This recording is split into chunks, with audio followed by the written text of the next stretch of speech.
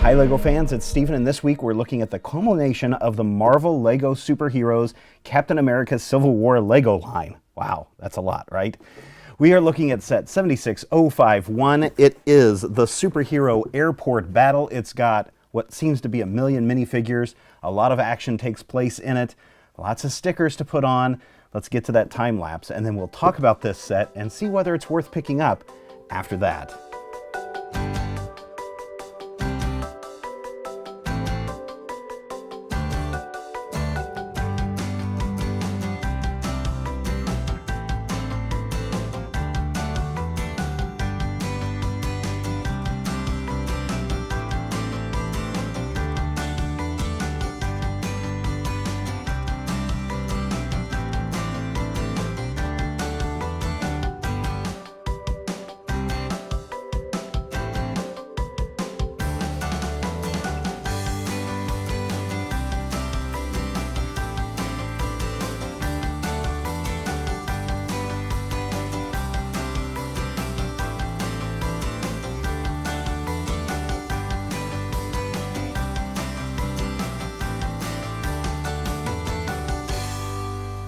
And here it is. There are 807 pieces that combine to form this set into, I guess, 2 different play areas. Let's take a look at those in just a moment.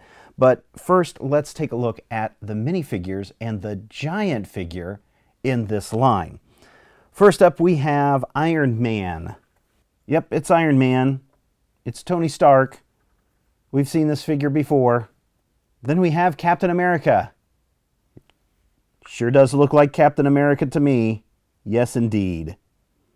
You know, I give a lot of guff to LEGO for including figures again and again and again in series, but I guess that's better than what we've seen in other LEGO series where you're forced to buy certain sets. The Scooby-Doo set is the one that comes to mind, where you had to buy at least 2 sets in order to get all of the characters. So I'm okay, especially with Captain America and Iron Man being the focus of this Civil War toy line, to have these figures multiple times over the series. So I say that stuff kind of sarcastically, but really it's okay in the end. Next up, we have Winter Soldier. We've seen Winter Soldier before, and he definitely looks like the last Winter Soldier that we took a look at, so that's kind of nice. Following that, we have War Machine. There are a lot of cool details on here beyond the color switch that we saw from Iron Man, including the weapons that attach to the side, and of course the red lasers and bricks instead of the blue ones that we see with Iron Man. I like this figure a lot. Then we have Scarlet Witch. Yeah, I like this one. I'm still kind of conflicted over the paper skirt as opposed to a cloth skirt, but it works. Then we have Agent 13. This is a new minifigure, and at first, if you don't know that there is an Agent 13, you might mistake this for Black Widow, but there is a difference between this figure and the Black Widow figure in that Black Widow has red hair. This one has kind of a dirty brownish blondish hair. Then we have an itty-bitty little Ant-Man, because Ant-Man will play a role in this upcoming movie, and he plays a role in this set. Kind of tiny, but that's okay, because we have a Giant Man. Yes, this is a giant version of Ant-Man. It is built completely out of bricks, which I guess I'm okay with to a point. I think with the giant Ant-Man, or as I call him, Giant Man, I think it would have been maybe a little bit more interesting if they would have maybe just come up with a giant version of a minifigure. I mean, we've got these micro figures, we've got the minifigures, we've got the maxi figures. Why not get a giant figure? I think that would have worked out a little bit better in the end, because even though this one has some movement and some articulation similar to what we see in the minifigure line, there's something about it that just seems off, and I don't know what it is. So while I really dig this figure, I kind of wish it was a regular giant minifigure instead of this one that you put together from a number of different pieces. It's still cool though. Let's take a look at what else comes with this set. Let's take a look at this airport cart. Obviously, there's no airport driver. In fact, I guess this battle is going to take place at a deserted airport, but there are some play features with this luggage handling device, including hitting the back and causing all of the luggage to fly off when it explodes. The airport tower itself has a number of different features that are kind of cool. I found it interesting on this one that the wall pieces that you normally see on the inside have been flipped around to the outside to give, I guess, a different structure on this airport. It's kind of a neat use of those flat wall pieces. On the first floor, you have a utility area and also a little mouse hole, or it looks like a mouse hole, because in this set, Ant-Man flies in and causes the crates on the front of the building to explode out.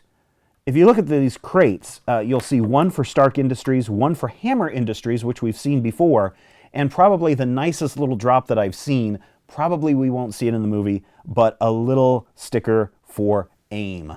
Yes, we hopefully will see some men in bee suits really soon.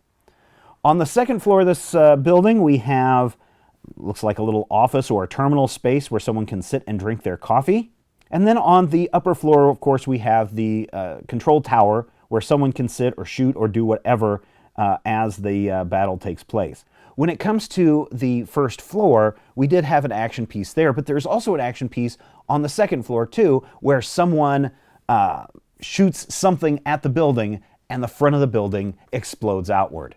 It's really kind of a neat feature. I'm glad that it's in this tower. I would have liked to have seen something a little bit more on the top of the tower, but I think the first and second floors make up for some of the destruction that's going on in this piece. The last play piece that we have in this set is, of course, the Avengers jet. It looks like the Avengers jet that we've seen many times before. The Avengers jet is always a little different in each set, so it doesn't feel like you're getting ripped off by paying for yet another jet from Lego. Of course, if you had multiples of these that were all built the same, you could end up with an entire squadron of Avengers jets that you could fly around in. But this is still pretty cool, even with the various Avengers jets that we've seen over the years. I think together they form a pretty impressive force.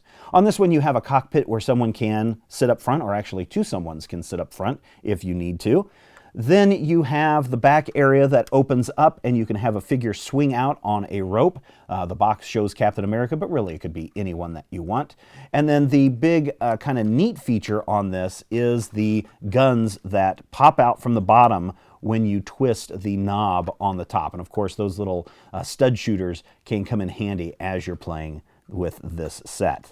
It's really a fascinating little set with a lot of pieces and a lot of minifigures. For 807 pieces.